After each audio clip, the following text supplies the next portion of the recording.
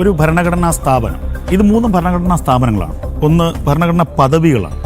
Governor ഭരണഘടനാപരമായിട്ടുള്ള ഒരു പദവിയാണ്. ഭരണഘടനാപരമായി നിർമ്മിച്ചിരിക്കുന്ന അല്ലെങ്കിൽ കോൺസ്റ്റിറ്റ്യൂട്ട് ചെയ്ത ഒരു ബോഡിയാണ് ഈ പറഞ്ഞ PSC.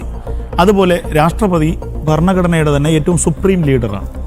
അപ്പോൾ ഇത് 3 ഏറ്റവും വിരോധാഭാസം എന്ന് വെച്ചാൽ ഇത് 3 ഭരണഘടനയുടെ പരിരക്ഷയുള്ള കേന്ദ്രങ്ങളാണ്.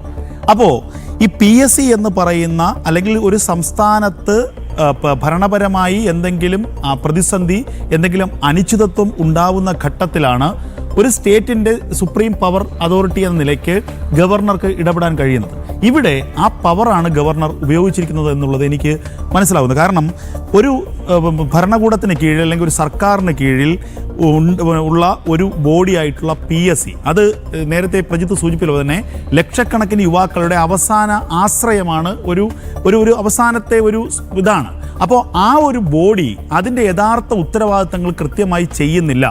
ആ ഉത്തരവാദിത്തങ്ങളിൽ നിന്ന് വ്യതിചലിക്കുന്നു. അവിടെ വലിയ പിഴവുകൾ സംഭവിക്കുന്നു. മറ്റ് സംസ്ഥാനങ്ങളിലൊക്കെ നമ്മൾ കേൾവി ഉള്ള കാര്യങ്ങൾ കേരളത്തിലെ PSCയിലും പണം വാങ്ങിയടക്കം അവിടെ നിയമനങ്ങൾ നടക്കുന്നു. ഒരു തരത്തിലുള്ള സുതാര്യതയും ഇല്ല എന്നുള്ളത് വ്യക്തമാകുമ്പോൾ ഇടപെടേണ്ടത് ആരാണ്? അത് ലോക് ഭവനാണ്, ഗവർണറാണ്.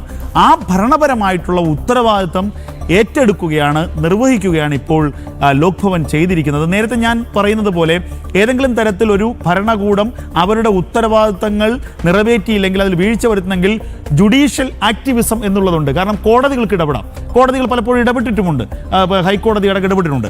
അതിന് സമാനമായ മറ്റൊരു ഇടപെടലാണ് ലോക് ഭവൻ നടത്തുന്നത് എന്ന് ഞാൻ മനസ്സിലാക്കുന്നു. ഇവിടെ കൃത്യമായി തന്നെ ഇതിൻ്റെ നിയമവശങ്ങൾ, നിയമോപദേശം ലോക് ഭവനും ഗവർണറും തേടിയിട്ടുണ്ട്.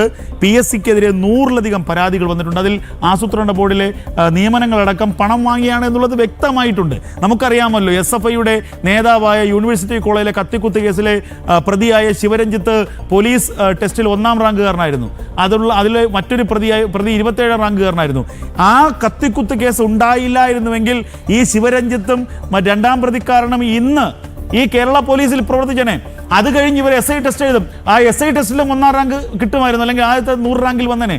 അങ്ങനെ കഴിഞ്ഞ എത്രയോ കാലങ്ങളായി പാർട്ടിക്കാരെ, സഖാക്കന്മാരെ അടക്കം തിരികെ കയറ്റാനുള്ള ഒരു സംവിധാനമായി ഈ PSC, കേരള PSCയെ ഇവർ ചട്ടുകമാക്കുകയായിരുന്നു. നമുക്കൊക്കെ വിശ്വസിക്കാൻ കഴിയുമായിരുന്നു. സുതാര്യതയുടെ ഏറ്റവും വലിയ അടയാളമായിരുന്നു ഒരു കാലത്ത് PSC എന്നുള്ളത്.